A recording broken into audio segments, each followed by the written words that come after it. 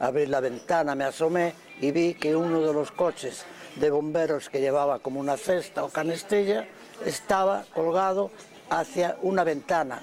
Y luego sí me enteré que una vecina del piso segundo, que se había encontrado malo y la estaban sacando por la ventana debido a que luego, según se supo, no se pudo abrir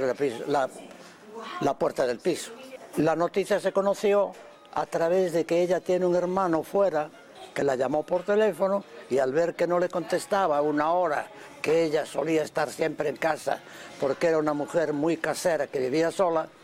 algo debía de pasar y avisó a la policía. La policía, al ver que no podía abrir la puerta porque el cuerpo de la señorita esta estaba en el suelo y ocupaba lo que es la puerta de entrada y no facilitaba el acceso por la puerta. Nosotros 2 días antes estuvimos tomando café con ella aquí en este mismo local.